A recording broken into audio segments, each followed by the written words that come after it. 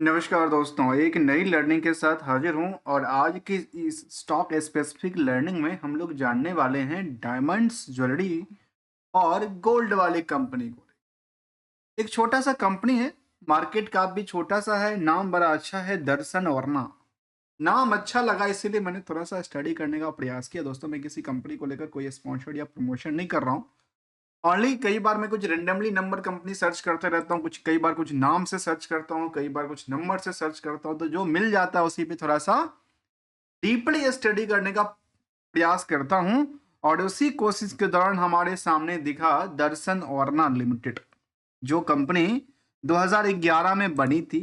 और कामकाज में देखा गया कि business of the gold silver jewellery and ornamental जो चीजें होती है, खास करके डायमंड ज्वेलरी में डील करती है। जबकि वेबसाइट्स के ऊपर आप देखेंगे तो वेबसाइट्स के ऊपर ऐसी बड़ी कोई भी बड़ी हलचल देखने को नजर नहीं आती। बिजनेस के मामले में कहती है, इनका पास जो बिजनेस है वो चेन, रिंग, इयरिंग्स और इस तरह की चीजें जो खास करके ज्वेलरीज में बनती है, उस पे इनका कामकाज रहा है, जो कि यहाँ पे देखा जा सकता है। कंपनी की यदि फंडामेंटल स्ट्रेटजी की तरफ हम चर्चा करेंगे तो करीब 4 रुपये मान लेते हैं, इंटरेंसिक वैल्यू काफी बेटर है। और आज इसको कह सकते हैं कि स्टॉक की प्राइस अंडर वैल्यूड है। क्यों? क्योंकि बुक वैल्यू से नहीं, इंटरेंसिक वैल्यू से बात। वैसे भी देखा गया कि जो जेम्स ज्वेलरी वाली कंपनी होती है, उनके पास एसेट्स भर भर के होना चाहिए और होता रहता भी है। कई बार होता है, कई बार नहीं भी होती। कुछ कंपनी फिलहाल यहाँ पे मिलती है और इसमें अंडर वैल्यूड कहती है। आगे आने वाले समय में क्या लगता है कि आने वाले समय में इसके स्टॉक की परफॉर्मेंस क्या 15 रुपए तक के आसपास पॉसिबिलिटी बनती है? मैं ऐसा क्यों कह रहा हूँ? मैं आपको कोई रेंडमली नंबर की बात नहीं कर रहा हूँ, मैं आपको कोई ट्रेडिंग की हेल्प भी नहीं कर रहा हूँ, ना कोई आपको टारगेट दे रहा हूँ। इसके अकॉर्डिंग की बात कर रहा हूँ, यदि मार्केट में सस्टेनिटी बनाती है, चलती है, तो फिर चल सकती है। जहां तक इंडस्ट्रियल की पी के सवाल है, उसके अकॉर्डिंग भी क्या कहता है, अंदर कवर, अंदर बहुत कम भीड़ का आंकड़ा कहती है। जहां पे जिन दुकानों पे काफी कम भीड़ है लेकिन क्वालिटी तो वही मिलती है ना जो जेम्स ज्वेलरी बेचती है। चलिए, यदि आरओई और आरओसी का सवाल है तो 16% से 17% की अर्निंग की बात करती है। और प्रमोटर्स भी अपनी पोजीशंस में 41% तक होल्ड करते हैं। मार्केट कैप काफी छोटा सा है और इस छोटे से मार्केट कैप को देख करके लगता है कि कैप्चर करना काफी आसान है जो निवेशक होंगे, क्योंकि जो मार्केट में ऑपरेटर होंगे, खास करके मैं ऑपरेटर की बात कर रहा हूँ, ऑपरेटर जो होंगे उनके लिए काफी आसान है, क्योंकि मार्केट में 5 करोड़ शेयर है। और 5 करोड़ शेयर 20 करोड़ में बोले मार्केट कैप, जिसमें से 41% के आसपास तो वही होल्डिंग करता है। अर्थात 60% यदि इसका मान भी लें तो कितना होता है? 12 12 करोड़। 12 करोड़ रुपए तो चाहिए इसको खरीदने के लिए, पूरी कंपनी को खरीदने के लिए 12 करोड़ ही पैसा चाहिए। जहां डेट टू इक्विटी 0.24 कहता है, करंट रेशियो का नंबर काफी हाई है। इसमें उन पार्टों का भी छुपा होता है जो जिसके लिए एक रिस्क को दर्शाता है। इसीलिए हम इसका नाम दे के रखे हैं कि आखिर हम इस पे क्या करते हैं, इन पूरे हाइलाइटेड के पीछे रिस्क एनालिसिस करते हैं कि आखिर जो कंपनी अपनी कारोबार कर रही है उसमें कितनी परसेंट की रिस्क लेके कर रही है, और मार्केट की डिमांड कितनी परसेंट कहती है, और उसके बेसिस पे जो रिजल्ट बना इसको लेकर के, इनकी बिजनेस से लेकर के उस रिजल्ट के पॉइंट ऑफ व्यू से जो रिटर्न कितना बना के देती है। जहाँ पे डेट्स का सवाल है, सेल्स वर्सेस डेट का, तो वो 5.88 टाइम्स की बात की करीब ये आंकड़ा दिखाती है। क्यों नहीं, थोड़ा सा पॉइंट को समझते हैं और एक कंक्लूजन की तरफ चलेंगे कि आखिर ये पॉसिबिलिटी है या नहीं कहता है। तो जब हम इनकी पार्टों को देखेंगे गूगल फाइनेंस के ऊपर, जब हम दर्शन ओरना को सर्च करके लेके आए तो पिछले कुछ दिनों का चार्ट लेते हैं। पिछले 6 महीने की चार्ट में लिया, यहाँ पे देखने को आई कि मार्केट में भाई ऐसा हुआ क्या, एक ही बार में रैली आई और एक ही बार में, मैंने एक वर्ड कहा था ना कि कैप्चर, तो पूरे के पूरे चीज को कैप्चर कर लेता है कोई ऑपरेटर। और वो चाहे तो 5% की सर्किट लगाए, वो चाहे तो 10% के लोअर लगाए। जहां तक निवेशकों का सवाल है तो कहा देखिए, भर भर के क्या चल रही है, बल्क डील चल रहा है। और जिस कंपनी में भर भर के बल्क डील चलता हो वहां से क्या करना है, वहां से थोड़ा सा दूरी बनाना है। क्यों दूरी बनाना है? यदि आप ट्रेंड को फॉलो करते हैं, मौका मिलता है तो पैसा बनेगा, मौका नहीं मिलता है तो खुद की पैसे भी जाएंगे। और पैसा कौन ले जाएगा? यही ऑपरेटर्स ले जाएंगे जो इनमें बड़ी बड़ी डील करती है। देखिए सेंटिमेंट बनाने के लिए क्या होती है, एक ही पार्टी 2,34,000 की बिकवाली करता है और दोबारा 4,50,000 की सेल की बाई की ऑर्डर लगाता है। कितने पे? 2-3 पैसे के लिए। यही कहता है, जबकि दूसरे ऑपरेटर्स भी यहाँ पे मौजूद है। एक ऑपरेटर बेच रहा है, एक ऑपरेटर खरीद रहा है, और ऐसा ही डेटा सामने रखते, इसलिए बल्क डील जहां पे लगातार बल चलती हो वहां से थोड़ा सा दूरी बना के रखना चाहिए। और ऐसा नहीं कि पैसा नहीं बनता, पैसे भी बनते हैं, लेकिन ट्रेंड को फॉलो करते हुए। ट्रेंड रिवर्सल गया तो फिर गए, क्योंकि ये मार्केट में देखिए, पहले की बात करूं मैं इसकी, तो यहाँ पे लंबी, यहाँ पे लंबी, यहाँ पे लंबी, यहाँ पे लंबी, फिर मार्केट में क्या हुआ? Same range. आखिर यहाँ पे पहले क्या करते हैं? खरीदते हैं, फिर बेचते हैं, और धीरे धीरे करके फिर से अपनी प्रॉफिट को निकालते हैं। पहले प्रॉफिट को बनाएंगे, फिर प्रॉफिट को निकालेंगे। तो यदि हम इनकी रिजल्ट के पॉइंट ऑफ व्यू से समझें तो क्या कहती है? सितंबर तक का रिजल्ट आया, और सितंबर तक की जो फेस्टिवल का सीजन था, यदि ये जेम्स ज्वेलरी और डायमंड बेचती थी, भाई इसमें हुआ क्या? तो यहाँ पे देखा गया कि इनमें 25% की गिरावट दर्ज करती है पिछले साल से। क्या पिछले साल की जो नवरात्रि, सॉरी, जो गणेश चतुर्थी था, वो काफी बेटर साबित हुआ था, इस साल का कम हुआ क्या? क्योंकि यहाँ पे तो यही सेल्स यही कहता है, लेकिन साल दर साल की देखेंगे तो साल दर साल में एक लंबी गिरावट के बाद दोबारा लंबी चलने के लिए तैयार हो रही है, जो इनके ईयरली ग्रोथ की बात कहती है। नंबरों की बात करें तो कंपनी कितनी सेल करती है सितंबर में? केवल 2 करोड़। मतलब मुझे लगता है ऐसा, जो आपके आसपास में कोई यदि जेम्स ज्वेलरी वाला शॉप होगी ना छोटी सी, शायद वो भी 2-2.5 करोड़ का सेल कर लेता होगा, एक सीजन की बात करूं तो। और वही यहाँ भी दिखता है कि भाई चलो, एक सीजन में, इसको सीजन कहते हैं, सीजन में कितना करोड़? 3 करोड़ के आसपास, 2.5 करोड़ बिचवाली करता है। 2.5 करोड़ के बिकवाली में 18 लाख के प्रॉफिट निकालता है, जहां पे ऑलमोस्ट 10% के ऑपरेटिंग प्रॉफिट मार्जिन की बात कहती है। कर्ज काफी ज्यादा नहीं था, बर्डन ज्यादा नहीं था, लेकिन ट्रेंडिंग के अकॉर्डिंग देखें तो यहां से गिरावट और यहाँ पे गिरावट, मतलब YOY in the dip and the QoQ both are the dip from the part of the financials. वही ईयरली ग्रोथ की तरफ लास्ट 12 महीने की डेटा को देखेंगे तो गजब का है। क्यों गजब का है? क्योंकि 18 से 6, 6 से 13, 13 के 13, और 13 से 20, और 20 से 31, अर्थात यहाँ पे लास्ट 12 महीने के डेटा काफी क्या रहा है? ग्रोथ एनर्जी के साथ कामकाज किया, जिसमें लास्ट 12 महीने में करीब 3 करोड़ की प्रॉफिट भी कमाई है कंपनी। और 3 करोड़ की प्रॉफिट कहां से कमाई पता है? ये प्रॉफिट तो दिख रही है कि कहां से कमाई, केवल और केवल यहां से कमाई। ध्यान रखना, काम करता है क्या? काम करता है ऑर्नामेंट और जेम्स ज्वेलरी बेचता है, और प्रॉफिट बुक करता है अदर सोर्स ऑफ इनकम से। चलिए, जो डेटा उन्होंने कहा वो हमने मान लिया। आइए रिस्क फैक्टर को जरा एनालाइज करें, तो रिस्क फैक्टर को लेकर कहती है कोई भी रिस्क नहीं है, अर्थात जो भी कस्टमर आया वो कस्टमर पैसे हाथ में दे के गए, एक दिन का भी रिस्क क्रेडिट उन्होंने लिया नहीं, सबके सब कैश में काम किया।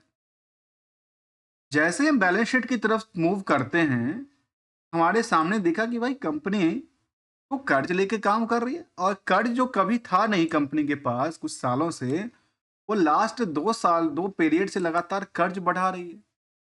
कर्ज बढ़ा करके करती क्या है? कर्ज बढ़ा के करती क्या है? तो देखा गया क्या कुछ अपनी संपत्ति बनाती है क्या, कुछ एसेट्स क्रिएट करती है? तो बिल्कुल ही नहीं दिखता जी। कहाँ दिखता है? निवेश करती है। क्या कंपनी होल्डिंग कंपनी है क्या? उसी कंपनी में शायद निवेश करता होगा, कुछ नई नई जो जेम्स ज्वेलरी के फैशन के दुकानें होंगी वहां पे पैसा लगाता होगा अलग अलग ब्रांड से, जहां पे इन्होंने 5 करोड़ से ज्यादा की इन्वेस्टमेंट करके रखी है, और अदर एसेट्स में भी अच्छे खासे पैसे की बात उन्होंने कही। चलिए, इनको भी हम थोड़ा और समझें, डीपली की तरफ चले, जहां निवेशकों का इंटरेस्ट के बारे में हमने देखा। करीब 19,000 इस कंपनी में निवेशक थे, और उस निवेशकों की लिस्ट में कुछ तो बड़े बड़े प्लेयर थे जो कि 8%, 5%, 11%, 12% इनको होल्ड करके रखे हुए हैं। कब से? लंबे पीरियड से। तो क्या लगता है कि इसमें से कुछ किसी ने बिकवाली किया? तो ऑब्वियसली बिकवाली किया। एक कंपनी का नाम देख लीजिए, कंपनी क्या है, कौन सा है? साली मोहम्मद हुसैन पंजानी, जो 23% की होल्डिंग पहले भी थी इनके पास, और ये होल्डिंग आज के टाइम में 11% बचा है।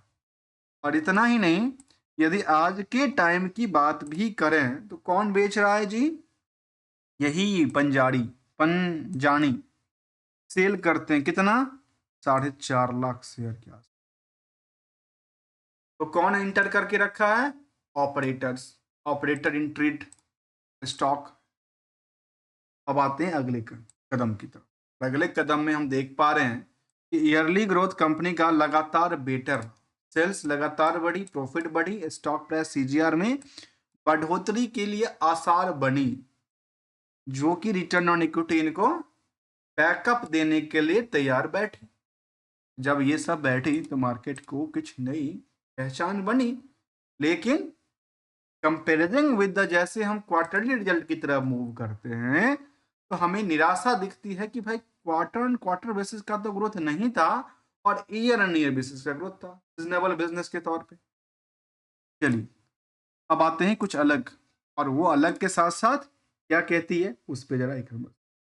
यहाँ पे फिलहाल एक दिन पहले की बात है, यहाँ पे जो ऑडिटर साहब थे इस कंपनी के, उन्होंने रिजाइन कर दिया सर्टिफिकेट एक्सपायरी को लेकर के। Resignation of the auditor due to the certificate expiry. ये सर्टिफिकेट एक्सपायरी क्या है जरा हम भी समझें। तो दर्शन ओरना ने अपडेट किया और इन्होंने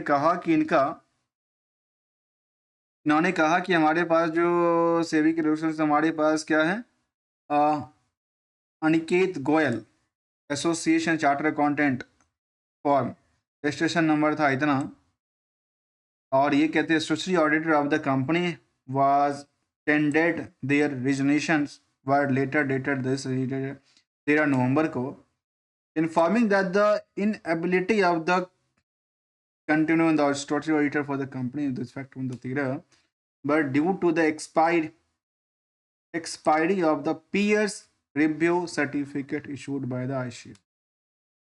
तो इन्होंने रिव्यूड सर्टिफिकेट इशूड कर दिया था ICA ने। इसके ऊपर थोड़ा बिठाओ, इनके ऊपर कुछ बिठाओ। ऐसा क्यों? ऐसा क्या कर रहे हैं जो बिठाओ? मतलब कुछ तो चल रही है, कुछ तो चल रही होगी, इसलिए इनके ऊपर कुछ बिठाई। चलिए मीटिंग, या फिर उसको मानते हैं कुछ और।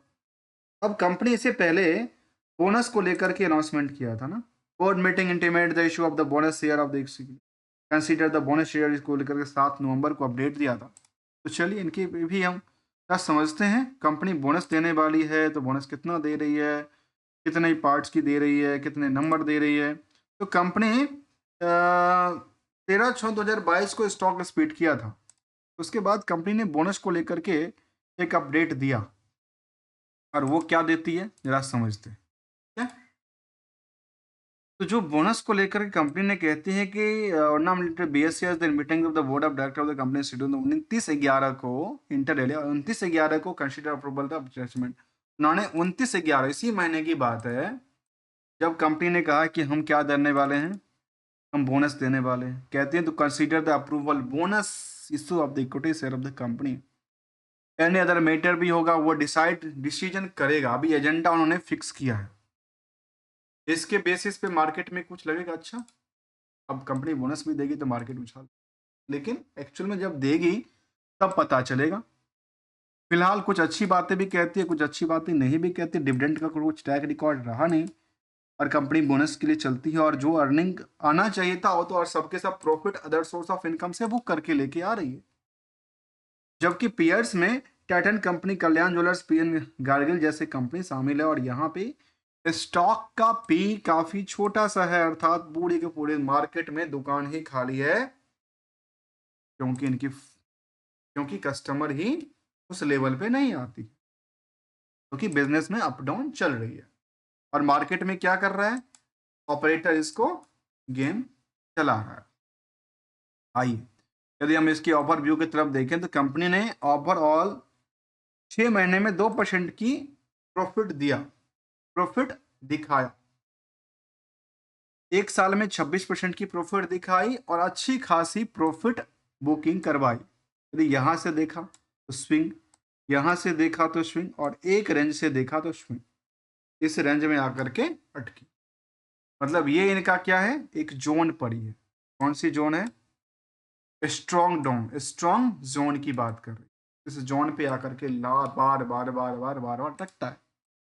और सिंगल से गोल्डन रूल हम लोग डिस्कस करते हैं, जिससे मार्केट में को लेकर के हमेशा मिनिमाइजेशन ऑफ रिस्क और मैक्सिमाइजेशन ऑफ प्रॉफिट की तरफ ध्यान दिया जा सकता है। जहां रेवेन्यू घटी है, ऑपरेटिंग प्रॉफिट मार्जिन बढ़ा है, नेट प्रॉफिट मार्जिन बढ़ा है, कंपनी कहती है हम बोनस भी देंगे। अब देंगे कि नहीं देगा ये तो 29/11 को पता चलेगा। फिलहाल एक गोल्डन रूल को देखिए। एक तो ट्रेंडिंग में कुछ स्टॉक को लेकर के जहां भी इंटर किया है, वो इंटर के टाइम पे नीचे जब जाती है तो रिस्क, और रिस्क को क्या करना पड़ेगा, एसएल हटाना पड़ेगा। दिखती हुई प्रॉफिट को क्या करना हो पड़ेगा, बुक करना पड़ेगा। ये बुक करके लेके आए तो ही प्रॉफिट बना लेके आए, अदरवाइज देखते देखते कई बार चार्ट में आपने देखा होगा, पोर्टफोलियो के अंदर भी सेम सिचुएशन होती है। देखते देखते ऊपर से हम सोचते हैं कल बढ़ेगा, लेकिन वो कल बढ़ता नहीं, टूट जाता है। ये एक्सपेक्टेशन और पोटेंशियल्स मार्केट में चलती रहती है, जहाँ पे वॉल्यूम तगड़ी आती है इस कंपनी को लेकर के। मिलेंगे कुछ नई कंपनी के साथ, न्यू स्टॉक के साथ। तब तक के लिए enjoy and thank you so much for joining here.